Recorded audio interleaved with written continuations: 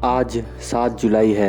आज ही के दिन कारगिल में हमारे बहुत सारे वीर शहीद हुए थे, जिनमें से एक बहुत बड़े वीर की कहानी मैं आज आप लोगों को सुनाने जा रहा हूँ, जिनका नाम था कैप्टन विक्रम बत्रा और उनका विक्ट्री स्लोगन था ये दिल मांगे मोर।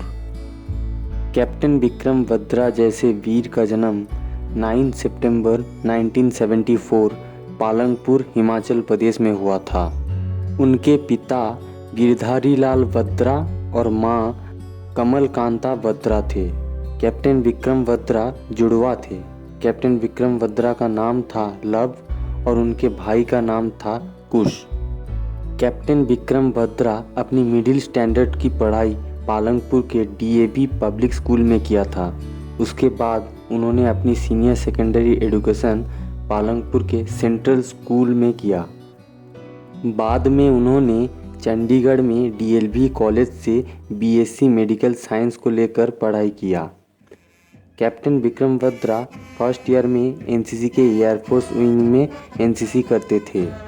कैप्टन विक्रम बत्रा को एनसीसी के नेशनल कैंप में पंजाब डायरेक्टर्स से एयरफोर्स का बेस्ट कैडेट भी घोषित किया गया था। डीएवी के आखिरी 2 साल कैप्टन विक्रम बत्रा एनसीसी के आर्मी विंग में एनसीसी किए थे। कैप्टन विक्रम बत्रा 1994 में एनसीसी कैडेट के रूप में रिपब्लिक डे कंटिजेंट परेड में सिलेक्ट भी हुए थे और वहां से घर लौटने के बाद उन्होंने अपनी माता पिता से कहा भी था कि मैं इंडियन आर्मी ज्वाइन करना चाहता हूं। 1995 में कैप्टन विक्रम बत्रा को हांगकांग के मर्चेंट नेवी से जॉब ऑफर आया था, लेकिन उन्होंने वहां जाने से मना कर दिया। उन्होंने कहा कि मैं इंडियन आर्मी ज्वाइन करना चाहता हूं। ज़रा सोचिए दोस्तों, कैप्टन विक्रम बत्रा 2 से 3 लाख कमाने वाली लग्जरी जॉब को ठुकरा के इंडियन आर्मी ज्वाइन करने का फैसला किया। इससे पता चलता है कि कैप्टन विक्रम बत्रा अपने देश से कितना प्यार करते थे। इसके बाद उन्होंने इंडियन आर्मी ज्वाइन करने के लिए सीडीएस की तैयारी शुरू कर दी। 1996 में उन्होंने सीडीएस एग्ज़ाम पास किया था और एसएसबी के लिए सिलेक्ट हुए थे। दोस्तों, आप में से बहुत कम लोगों को ये बात पता है कि कैप्टन विक्रम बत्रा लगभग 14 बार एसएसबी एग्ज़ाम दे चुके थे, फिर भी उन्होंने हार नहीं मानी।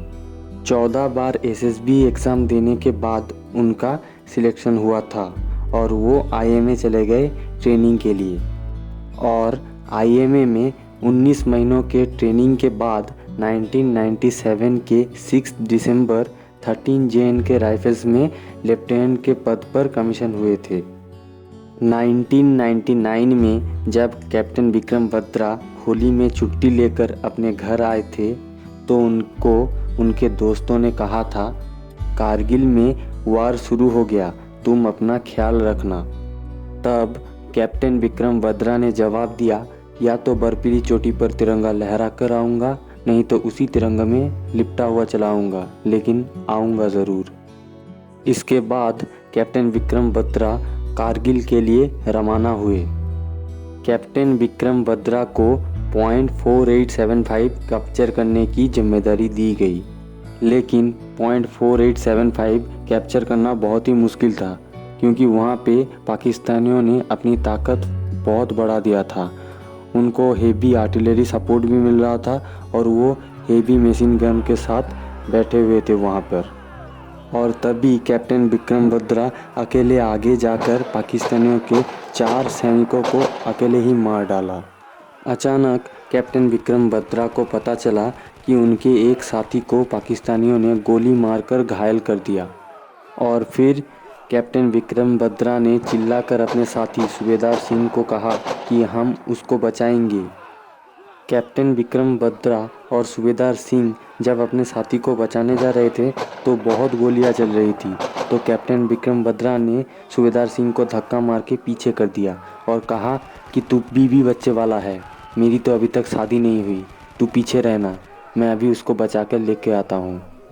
ये बोलने के बाद कैप्टन विक्रम बत्रा अपने घायल साथी को बचाने के लिए आगे बढ़ रहे थे और तभी एक गोली आकर कैप्टन विक्रम बत्रा के सर पे लगी और उन्होंने वहीं पे वीरगति प्राप्त कर ली।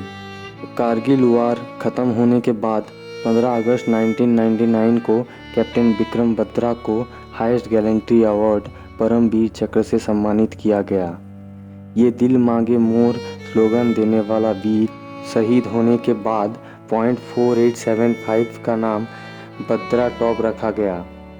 सर्विस सिलेक्शन सेंटर इलाहाबाद के एक हॉल का नाम कैप्टन विक्रम बत्रा एनक्लेव और आईएमए के कॉम्बाइंड कैडेट्स मेस का नाम विक्रम बत्रा मेस रखा गया।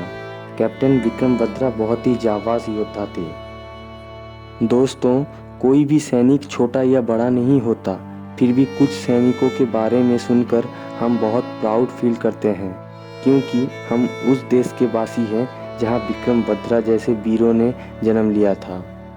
उन सारे सैनिकों को मेरा सलाम, जिनकी वजह से हम अपने घर पे चैन की नींद सो पाते हैं। बस आज के लिए इतना ही। मिलते हैं अगले वीडियो में एक और नई कहानी के साथ। अगर आपको ये वीडियो अच्छी लगी तो लाइक कीजिए, अपने दोस्तों के साथ शेयर कीजिए और डिफेंस ओरिजिनल चैनल को सब्सक्राइब कर दीजिए। जय हिंद, वंदे मातरम।